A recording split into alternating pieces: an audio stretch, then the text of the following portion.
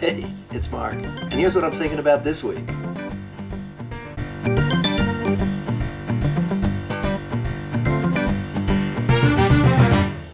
Franny, you have an Everything About It is Appealing story. Yes, I do. I had just moved to Los Angeles. I was there about a year, and I This was in this my is what this is 20s. this is what year? What year would this have been? I think around 1978, because I moved in 77 there from Okay. New York. But that particular week or weekend, it was a Sunday, we had broken up, Oh no. and I was very, very sad. Yes. And it was a teary day for me because I had just found out my brother was going to jail for dealing drugs to a police officer in upstate New York for what I don't know what. I Yes. don't know what drugs they were. It was And the so late it was the late 70s. Let's assume it was pretty benign. yeah, but I was alone and I was sad and, oh, woe was me. I was by myself. And there was a knock on the door, and a decent knock, and I made a decision not to answer it. So that same knock happened about 4 times, Okay. and I finally was exasperated. I said, "What?" I moved a little closer to the door, and I said, "I didn't hear you. Who are you? What can I help you with?" And he said, "I'm a friend of the guy who lives above you, Christian Marquand. He's a director." He didn't say he's a director, but I knew he was a director in Paris, Okay. and an actor and a producer. And But you knew him enough that I knew his name, and I knew from the gossip in the building, okay. everyone knew that he was this thing, and he rented or lent his apartment out to other people. I recognized the name. I made a decision on the spot to something about the apartment. He had to get in. And so I opened the door, Right? and standing in front of me was Marlon Brando. And Which explains the mumbling too. yeah, So and I had been crying and I didn't realize what I looked like or anything like that. And he said, "I'm really sorry to bother you." And he reached over, and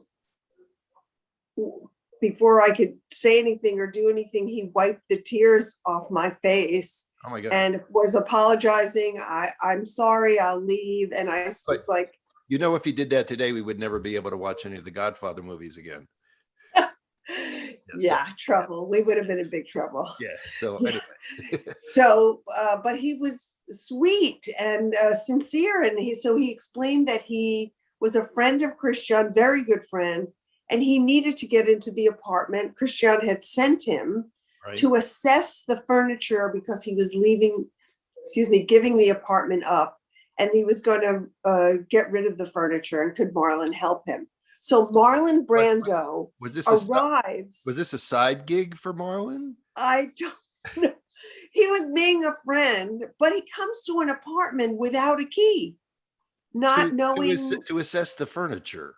to see what was there and what was left and how he could get rid of it. I never did get too many Okay. answers.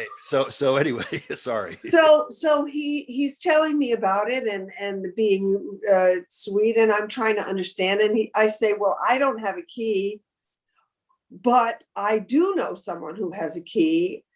And his name is Shimon, and he met me on the stairwell about during the week, and invited me up for wine. But what you need is the key. Why don't you come on in and I'll call him up on the phone? He gave me his phone number. Okay. Yep. So this Shimon guy was at the time evidently some producer or director in Paris or Morocco or something like that. A little bit smarmy, felt So a little smarmy. you were in a pretty shady building, it sounds like. It was old Hollywood. It It sounds was like, a very cool building. All the people in it were in the business. it They were sounds, aspiring I was something. going to say, it sounds like a lot of waiters who were claiming to have worked in Europe, but go ahead. Yeah, exactly. All right. So he says, okay. So he comes in. I said, please, please come in. I'll get him on the phone and we can talk to him. And so I dial the number and I say, hi, Shimon, this is Francine. I said, so someone's here to get into Christian's apartment. And he starts going off and going, who could want to get into I have the key. What is going on? I mean, he went off in a crazy tangent. And I said, it's Marlon Brando. And that was the first moment that I really knew that it was happening, that we were on. Yeah. And he goes, oh, Marlon, put him on. Oh my God, let me talk to him. And I said, he wants to talk to you. He takes the phone, and with Marlon is speaking fluent French, of which I don't really know that well. Okay. But they're going back and forth. It's not heated.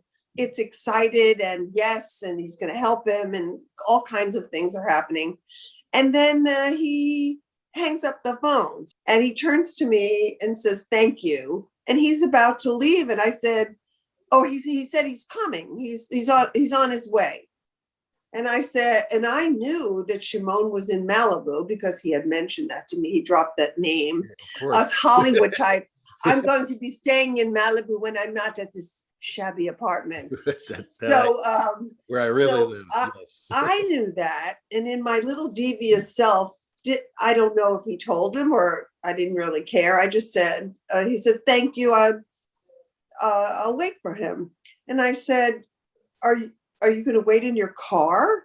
And it was raining and it was cold and it was winter in LA. And I said, would you like to have some tea and wait here? Okay. And he said, okay. Nice. I was like, it was very simple and very sweet. So how did he look? And he was kind of big. He was a bit burly, but he looked really put together. I mean, he had on a car coat, a corduroy. He looked good. He looked good. And for a rainy day in LA, he didn't. Yeah, he had blondish, long hair to here, which I had never seen before. Okay. In all the years in all the movies I had ever seen, he was more of a stud kind of guy. But now he's like my father's age or something like that.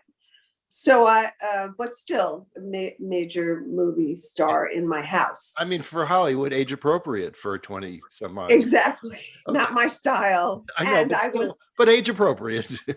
Yeah, exactly. And technically I was still with my boyfriend, even though we had split up. Right. Because that had happened before. So it wasn't too bad. But vulnerable. But very vulnerable. Okay. So I said, I'll put on some tea. So I'm in the kitchen putting on tea. And while that's going on, he's walking around my small apartment, looking at the books, looking out the window, just hanging out with Marlon.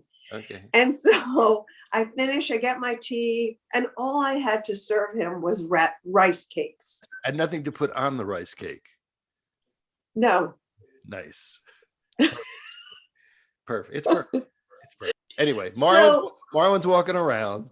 You were already buddies. You knew. Yeah, we were buddies. Yeah. Well, we were so buddies that he asked me, the first part of our hanging out together was, why were you crying? Are you okay? It was really sweet. And I told him, my brother was in some trouble and the boyfriend story. And then also that he asked me what I did for a living. And I just said, well, I'm studying acting. I said, I asked him questions like, what do you think about actors in LA versus New York? I mean, the dumbest questions I could possibly ask. You got Marlon Brando there. What are you going to talk about? And then at some point he said, I said, he asked me about my family. My father was from Scotland, and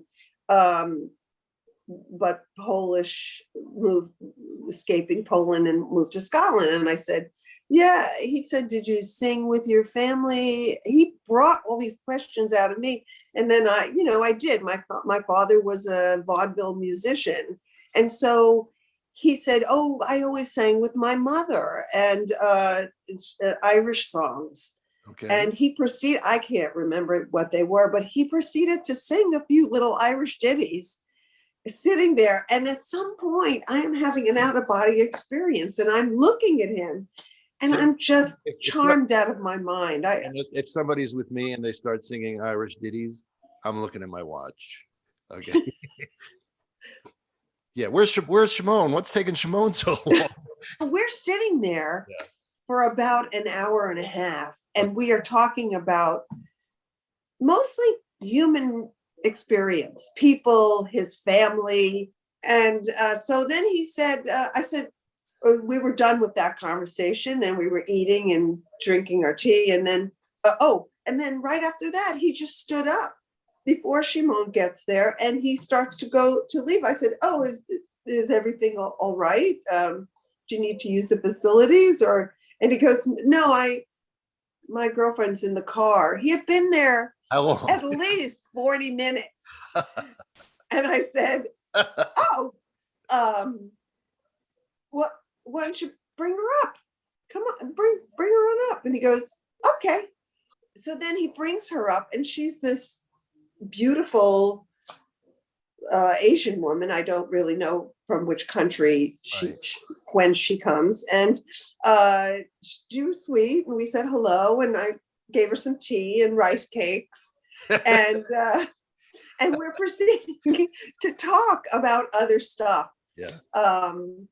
And then and I'm trying to include her in my conversation. Like you look at both people, and he sees that I'm doing that. And he goes, I can't believe she's not talking. We'll get home and she won't shut up. Okay. But it's also, if you're with a celebrity, very often you're invisible and you get used to that being they don't care about me anyway. So, or she was wondering what the hell took him 40 minutes to come get me out of the car. I never thought, yeah. Like, what were you doing? She might have been a little pissed off at that point. That's really funny. Well, then Shimon shows up at some point soon. It's been an hour and a half. I sat with him for 40 minutes. Then she came up and we're talking about other things. So there's a knock on the door. Yeah. And I pop up and I think, of course, it's Shimon, and it is. And he doesn't even see me. He's in the apartment, runs over to Marlon, gives him a big hug. Marlon had admitted to me that he did not know who Shimon was. Okay. After they hung up, because I don't know. I guess he's a friend of Christian's and he let him stay at the place, but he's coming and it's great. So as they're leaving, he says to me, he comes really close and he goes, "Thank you very much. It was really nice. I'd like to talk with you again sometime." And I went, okay. Okay. He didn't ask like for my phone number, right. But he knew where I lived. And you didn't ask for his. No, I never asked for it. Although I would have liked it. Yeah, you should. All right, we'll get together. What's your number? For the future. And to his credit, did not vibe you. No, did not at all. Other than the wiping the tear away. And that wasn't. That was just friendly as a person. I was a human being. I didn't take it in. We won't cancel him then. No. All right. And I never saw him again. Oh, wait, one last thing happened. Yes. As I was there, my next door neighbor, who was an aspiring director. What a building. And she walked and then she came back and she looked inside. And so she is my proof on the planet that this really happened. And Francine, this is a great Everything About It Is Appealing story. So thank you. Thank you. I can't wait to see others. Yes, me too. So, by the way, if you have an Everything About It Is Appealing story, email me, mark@marksotkin.com, and we'll do this. So there you go. Thank you.